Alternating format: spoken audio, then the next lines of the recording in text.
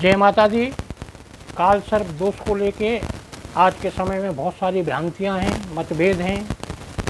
कुछ विद्वानों का ये मानना है कि काल सर्प दोष होता है, कुछ विद्वानों का ये मानना है कि काल सर्प दोष नहीं होता है।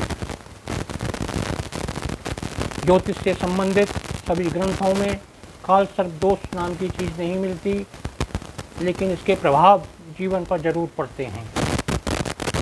काल सर्प दोष की उत्पत्ति जन्मांग में जब होती है, जन्मांग चक्र के अंदर राहु केतु के एक तरफ या दूसरी तरफ सारे ग्रह आ जाएं, सूर्य से लेकर शनि तक के सारे ग्रह हों तो काल सर्प दोष बनता है। अगर एक भी ग्रह वहाँ से बाहर हो जाए तो काल सर्प दोष नहीं बनता। मेरी व्यक्तिगत राय भी ये है कि काल सर्प दोष होता नहीं है, परंतु इसके प्रभावों को भी अस्वीकार नहीं किया जा सकता। काल सर्प दोष राहु केतु के समक्ष सारे ग्रहों का आना, क्योंकि राहु और केतु दोनों ही छाया ग्रह हैं, फिजिकल अपीयरेंस इनकी होती नहीं है, तो इसलिए इनका प्रभाव जीवन पर जरूर पड़ता है। काल सर्प दोष 12 प्रकार के होते हैं। ये राहु के प्रथम भाव से लेके 12 भाव तक सभी में अपना अलग अलग प्रभाव देते हैं।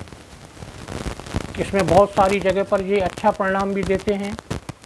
अगर राहु तीसरे भाव, छठे भाव और 11वें भाव में आ जाएं तो ये अच्छा परिणाम देते हैं।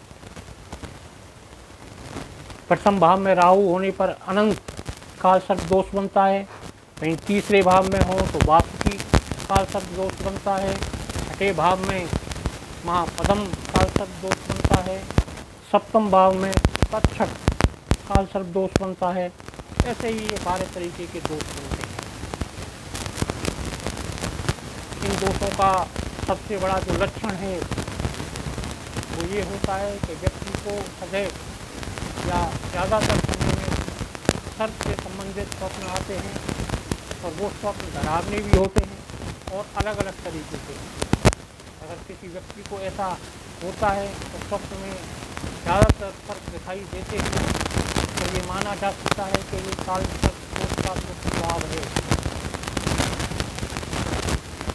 इसके अलावा राहु खुद पीड़ा देने वाला है, लेकिन कभी कभी ये खुद भी पीड़ित हो जाता है, जिसके कारण भी ऐसे स्वप्न दिखाई देते हैं।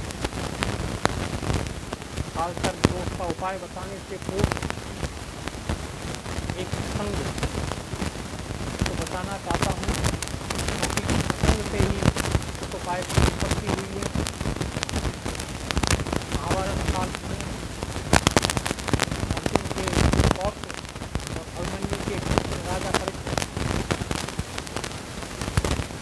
परीक्षित एक बार जंगल से अपनी सेना के साथ निकल रहे थे। वहीं पर समीप व्यक्ति का आगमन था, की वजह से वो आश्रम में गए और समीप के समक्ष खड़े होकर उन्होंने समीप समाधिग्रस्त थे, उन्हें वो बात सुनाई नहीं दी। उसकी कोई जवाब न मिलने पर राजा परीक्षित ने इसे अपना अपमान स्वरूप उन्होंने एक मरा हुआ सर्प ऋषि समीप के गर्दन में डाल दिया। उसी समय उनके पुत्र ऋषि संगी पहुंच गए। संगी को अपने पिता का ये अपमान बर्दाश्त नहीं हुआ। उन्होंने हाथ में जल लेकर राजा परीक्षित को श्राप दे दिया कि आज से 7वें दिन सर्पदंश से आपकी मृत्यु होगी। सर्पदंश भी तक्षक जो सर्पों के राजा थे, जिसका विष कभी भी खाली नहीं जाता, उससे होगी। अंततः वही हुआ। 7वें दिन तक्षक सर्प ने राजा परीक्षित को डस लिया और उनकी मृत्यु हो गई। मृत्यु के बाद जन्मजय जो उनके पुत्र थे, उनको इस बात को लेकर बहुत क्रोध आया क्रोधवश उन्होंने सारे जो भी उनके राज्य के ऋषि थे उन सबको बुलाया और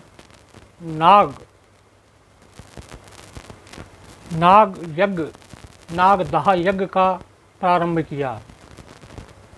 इस नागदाह यज्ञ के अंदर ऋषियों ने वैदिक ऋचाओं से, मंत्रों की ऊर्जा से आप सभी सर्पों को खींचना शुरू किया और उस हवन कुंड की अग्नि में सब भस्म होते चले जा रहे थे। सर्पों के राजा तक्षक डर की वजह से इंद्र के पास जाकर छुप गए, लेकिन मंत्रों की ऊर्जा अपना कार्य कर रही थी। छोटे बड़े सभी नाग समाप्त हो रहे थे, लेकिन मंत्रों की ताकत ने इंद्र सहित तक्षक को खींचना शुरू किया। इंद्र भी वहाँ से उनसे दूर हट गए। तभी वहाँ पर आस्तिक ऋषि पहुँचे। आस्तिक ऋषि ने जन्मेजय से अनुरोध किया कि इस यज्ञ को रोक दिया जाए और सर्पों की हत्या ना की जाए। क्रोधवश उन्होंने इस बात को स्वीकार नहीं किया। आस्तिक ऋषि वहीं पास में जाकर बैठ गए और वो हवन कुंड से गिरे हुए सर्पों को जीवित करते रहे। कुछ समय तक ये चला। उसके बाद जन्मेजय को इस बात की गिलानी हुई और उन्होंने आस्तिक के इस प्रस्ताव को स्वीकार कर लिया और नागों का जो संहार था हवन कुंड के माध्यम से उसको रोक दिया। ये सब होने के बाद नागों के राजा तक्षक और जितने भी नाग बचे हुए थे उन्होंने पुरस्कार स्वरूप आस्तिक ऋषि को ये वरदान दिया कि जब भी कि कोई भी व्यक्ति सर्प से पीड़ित होगा या सर्प दंश जैसी पीड़ा में आएगा और आपका जो नाम लेगा वो हमारे इस पीड़ा से मुक्त हो जाएगा। ये प्रसंग इस काल सर्प दोष के लिए महत्वपूर्ण हो जाता है। अब उपाय क्या करना है इसके अंदर? किसी भी पंचमी तिथि को काले तिल में दूध मिलाना है और हवन कुंड में 108 आहुति इस मंत्र से देनी है। ओम नमो आस्तिकाय नमः, ओम नमो आस्तिकाय नमः। आप एक पंचमी को इसे करेंगे, उसके बाद ये स्वप्न आने आपको बंद हो जाएंगे। काल सर्प दोष से आपको पूर्ण मुक्ति मिलेगी। अगर फिर भी आपको लगता है तो इसे वर्ष में एक बार आप कर सकते हैं, जिससे काल सर्प दोष की पीड़ा समाप्त हो जाएगी। जय माता दी।